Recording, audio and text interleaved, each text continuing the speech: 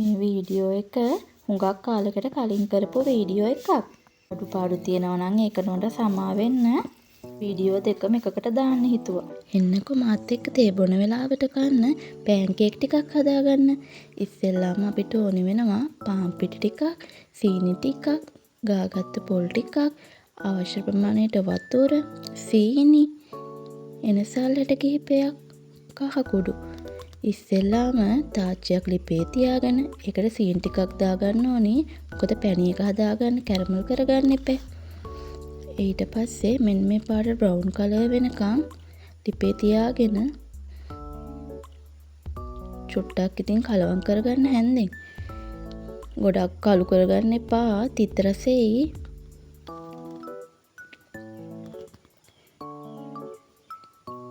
ඔයාලට අවශ්‍ය නම් තව සීනි ටිකක් දාගන්න. මට පැන් රස තව ඕන හින්දා මම සීනි චුට්ටකුත් දාගත්තා. ඊට පස්සේ මේ පැණි එකට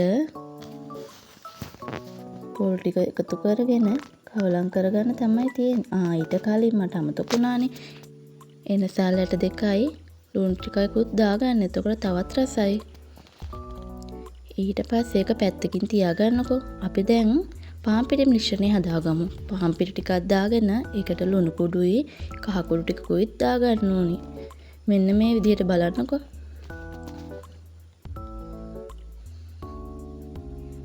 ඊට පස්සේ ඒක කලවම් කරගන්නකෝ. කලවම් කරගෙන අවශ්‍ය ප්‍රමාණයට වතුර දාලා මෙන්න මේ පද වෙනකන් හදාගන්න ඕනි. ඊට පස්සේ පෑන් එක ලිපේ තියාගෙන ඒකට මේ මිශ්‍රණය ටිකක් දාලා ඒක කරකවන්න රවුම් හැඩට එනකම්. මධ්‍යම ප්‍රමාණය ගින්දර තියාගන්න නැත්නම් කර වෙලා යයි.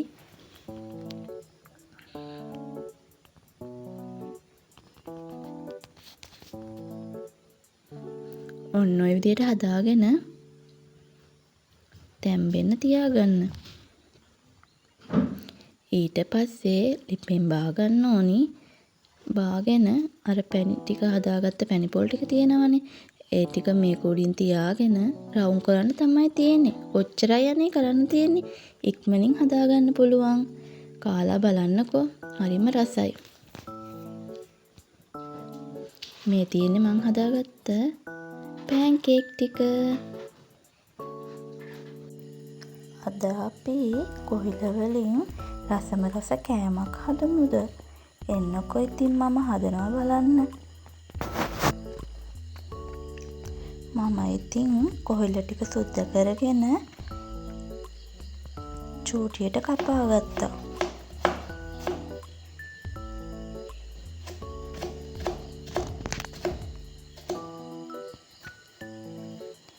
ඒ කපාගත්ත කෑලි ටිකට ලුණු කොඩුයි කහ කොඩුයි ටික ටික දාලා මගේ අත් දෙකෙන්ම මම ඒ ටික අනාගත්තා.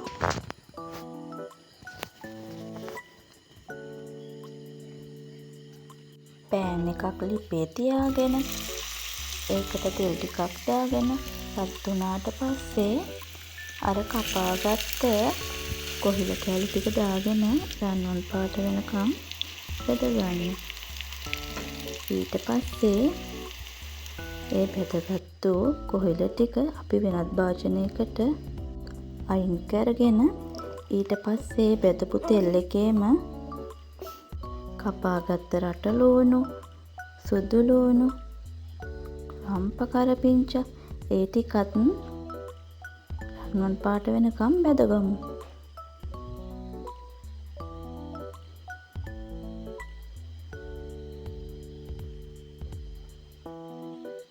මුළු ගේම හරිම සුවඳයි. මේවා බෙදෙනකොට එන සුවඳට මට මේ කෑම එක දැම්ම කන්න හිතෙනවා.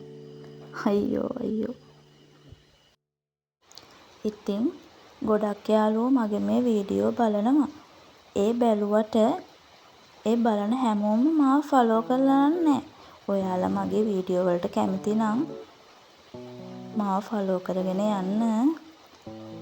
එන්නකෝ ඉතින් අපි ඊගාවට මොකද කරේ බලන්න.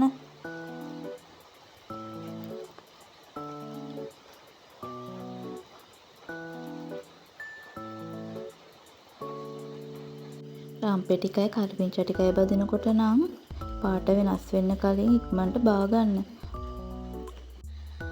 මේ ටික බෙදලා ඉවරුණාට පස්සේ අපි මේ පෑන් එකටම තලාගත්ත සුදු ලුණු පොඩ්ඩකුයි ඒකටම කෑලි මිරිස්සුයි එකතු කරලා ඔයාලා ගාව තක්කාලි සෝස් තියෙනවා නම් ඒ වෑන් ටිකකුත් එකතු කරලා අර බෙදගත්ත ටික සේරම මේ මිශ්‍රණයට එකතු කරගමු. ඔයාලා කැමති නම් මේකට සීනි චුට්ටකුත් දාන්න පුළුවන්. මම නම් ඉතින් දාගත්තේ නෑ. එහෙම දැම්මේ නෑ කියලා රසේ නම් අඩුවක් නෑ ඉතින්. ඉතින් ඔන්න බලන්නකෝ. මේකේ තියෙන රස පාට. කොහෙල කන්න නැති කෙනෙක්ට මෙහෙම හදලා දීලා බලන්නකෝ. ඒගොල්ලෝ හැමදාම උනත් හදාගෙන කයි. ඒ තරම් මේක හරිම රසයි.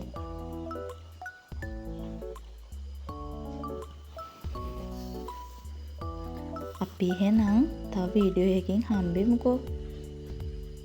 බයි.